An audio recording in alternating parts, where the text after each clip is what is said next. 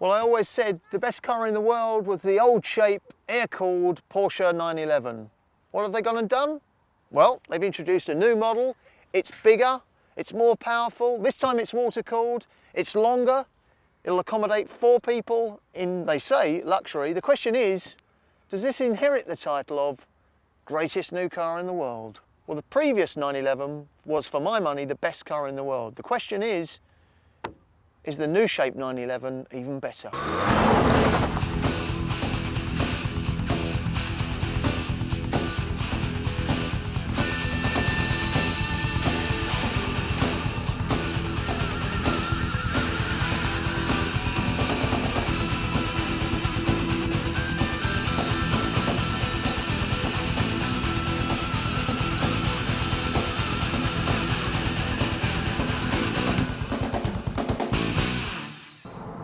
To me, one of the most important things about any car is the interior design, which is as important, if not more so, than the exterior.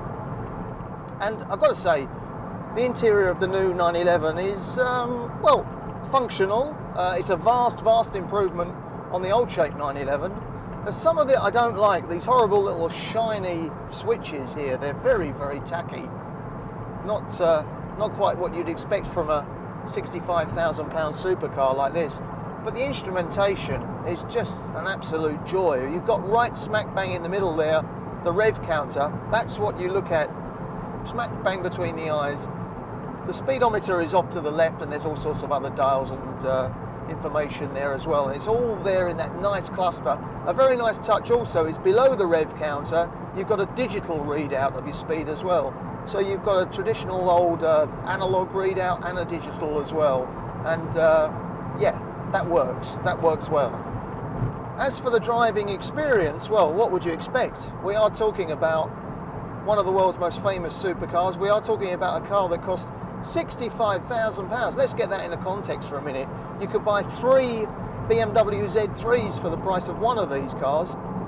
And of course it's a great car to drive, although, you know, it's amazing how much time you do spend on very straight motorways like this one. Has to be said, motorways with a not very good road surface, and you just cannot get any fun out of this car at all. You might as well be in any old motor driving in a straight line. There are perilously few open country roads. We're here on a Sunday morning trying to find the open road, and it's pretty damn difficult. One of the big disappointments for me about the new 911 is the noise, or lack of noise. Let me put it like this. One of the joys of the old shape 911, the previous generation model, was when you fired up that 6-cylinder air-cooled engine, you almost didn't need to go anywhere. You just were happy to fire up the engine and sit and listen to it tick over. With the new one, the water-cooled 3-litre, 300 horsepower engine in this car, well, it's a different story. You fire it up and it sounds like any other sort of Japanese car or any other tame sports car on the market. What I'm really saying is I miss desperately that throbbing, that luscious engine note of the old 911, and I think anybody who longs for a 911 for that reason and that reason alone, well, this isn't the car for you. It's the previous generation model that you should go for.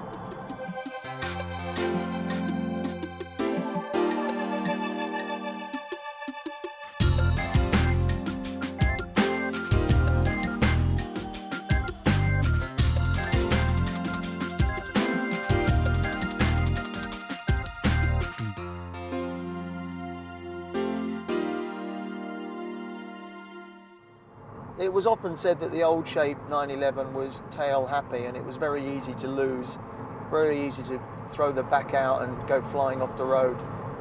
I never found it half as bad as people said it was, but yeah, they did have a point, and you could easily swap ends in that car if you didn't treat it with the respect that it deserves. That's the point with a car like this. Yes, you could do something very silly and have an accident very easily, but if you just get into the thing, and bear in mind, this is not a poser's car, this is a beautifully engineered, almost race car for the road. It will do 175 miles per hour, for God's sake. It's got 300 brake horsepower.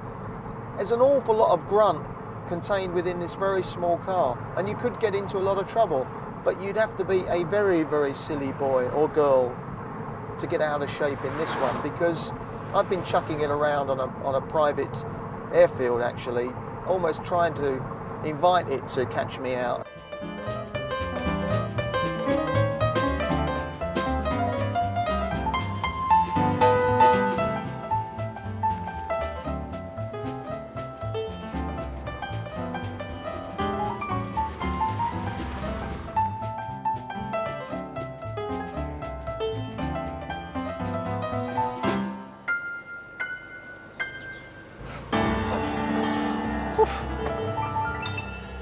What a day.